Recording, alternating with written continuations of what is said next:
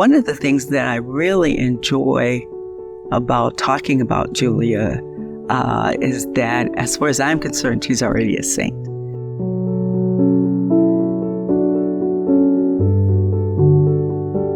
She really speaks to our times. She herself, she was born into slavery. What a horrible beginning to life. I think Julia is a wonderful saint for today because people of all races, ethnic backgrounds can pray to her because she accepted all people herself. And the heart of Christ is what moved her to do everything she did, whether people were Catholic or not, whether they were racially sensitive to her circumstances or not.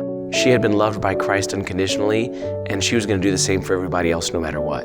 I was still stationed in Hayes whenever I first heard of Julia Greeley 25 years ago. So it was before that sometime that I read the Denver Catholic Register on Julia Greeley, talking about her being a holy person. And it mentioned she was a secular Franciscan, which caught my eye. Somehow I came across it again, and I went to a talk out at the seminary. There was a sister sitting behind me who knew about Julia Greeley. She got up and she said, well, there is somebody here in the diocese that they ought to start considering, and mention Julia Greeley. And after the talk, I turned to her and I said, Sister, I think you're right, but nothing's going to happen till somebody gathers everything that can be found about her and puts it together so that we have more than a little 14-inch story once in a while in the newspaper.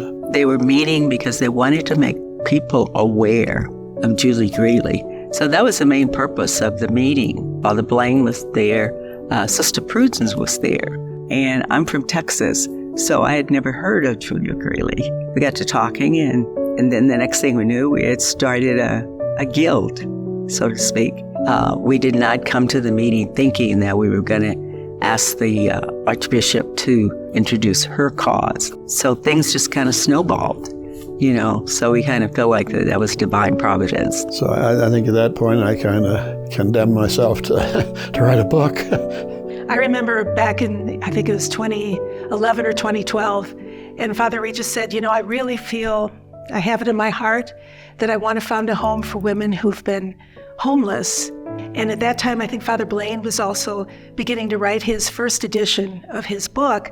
I guess it was a little sort of a selfish motive in that she was a secular Franciscan, and that was my job as communication director to be promoting the order, the Franciscan order, and so it all kind of came together. Father Regis was very excited about having Julia Greeley the patron of the Julia Greeley Home. The whole point of the Julia Greeley Home is to help women get back to where they feel they should be in life.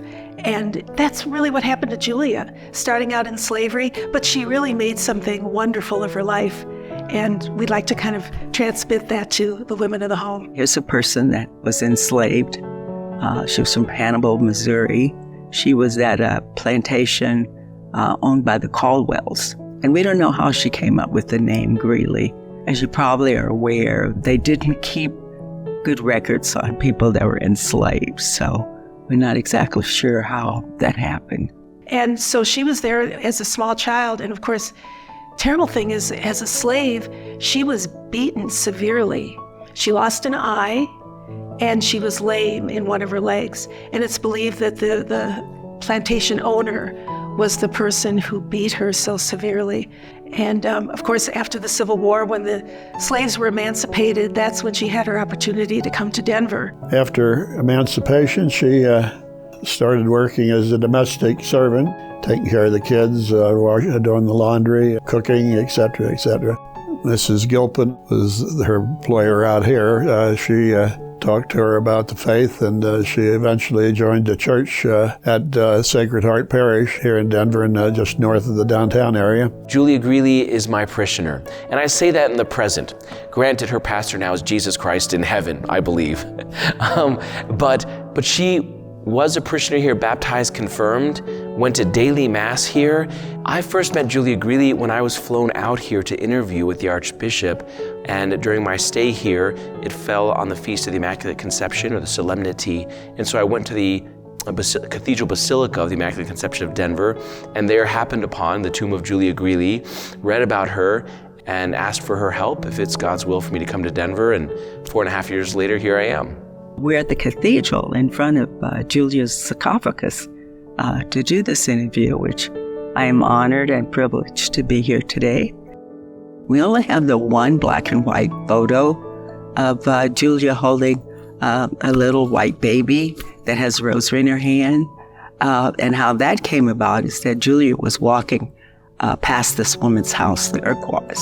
A lady sitting on the porch saw her and said, would you mind coming in and mop my floors for me?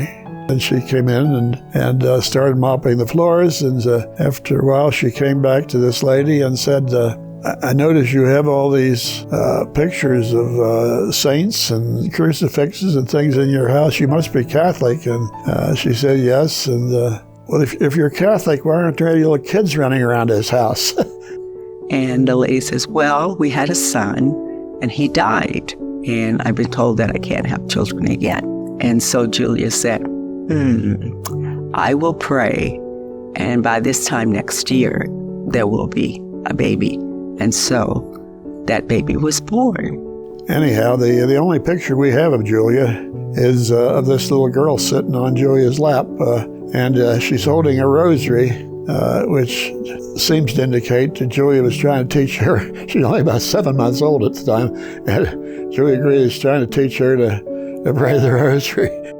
She every month went around to the firehouses of Denver, all this on foot, giving out these little leaflets for the Apostleship of Prayer, which promoted prayer to, start off the day consecrating the day to the Sacred Heart and offering whatever you were going to do during the day. I don't know how she did it, in what order she did it or anything, so I don't know, but it was certainly many, many miles. She walked the streets of Denver, pulling a little red wagon.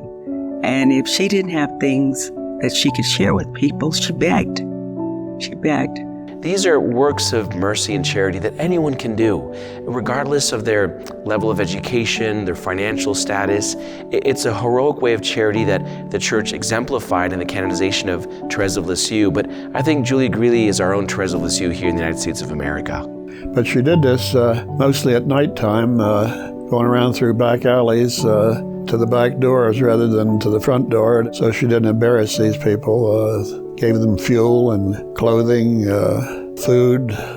One time she was even seen carrying a mattress around to someone needed. And she never wanted to embarrass anyone by giving them things, coming from an enslaved person. So what she would do is that she would either put it on their doorstep at night and then hide to make sure that they were the ones that picked it up. She died in 1918, but back there it would have probably caused some difficulties if people knew, who was dropping things off, because of the racial problems and difficulties. She's so revered, and rightly so, for loving the poor so much. Denver's angel of charity, as she was called.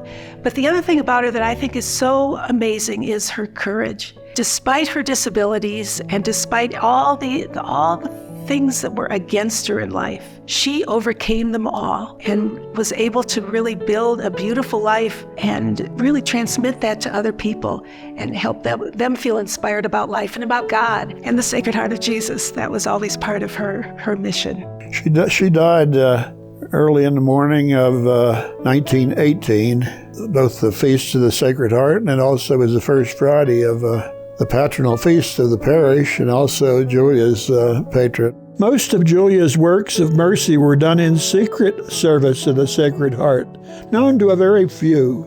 That was about to change. Since Julia lived in a boarding house, her pastor had her laid out in the little chapel the parish owned. This swiftly began morphing from laid out to laid in state. When her body was wheeled in before the altar, limousines and large touring cars carried the rich, and the poor flocked in on foot. men, women, and children passed up the aisle to pay their last respects for 5 straight hours. Both major secular newspapers covered the events with impressive articles. The Denver Post said that the people came not to look at the face of one who had accumulated riches or power or place or great fame, but of one who left them the memory of deeds kindly done, her unselfish devotion, and her habit of giving and sharing of her goods. The Rocky Mountain News said, though she had no relatives here, the church was filled for her funeral with people she had served in domestic service and in the general neighborhood. The Denver Catholic Register began a remarkably huge obituary by saying that Julia had the distinction of being the only Catholic layperson in Denver history whose corpse lay in state in a Catholic church. The fact that the news spread so quickly without the assistance of the printed word, the Register observed, as a proof of the great love which the Denver public had for this quaint and saintly old character. When she was buried in the cathedral, Bishop Rodriguez gave a beautiful sermon on how her body was resting there till the final judgment. She walked to all 20 of Denver's fire stations on foot every first Friday to hand out Sacred Heart League pamphlets to every firefighter.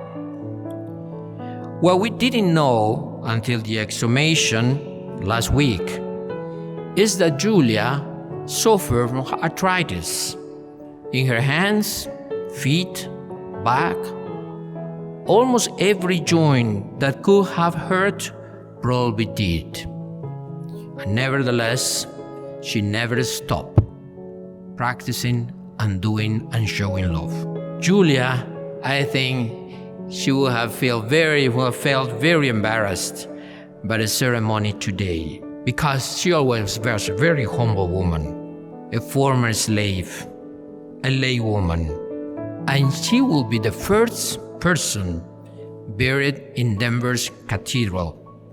Not a bishop, not a priest, a lay woman, a former slave. Isn't that something? He said there are no bishops or priests buried here. It's just this poor black woman who gave her life to the Sacred Heart.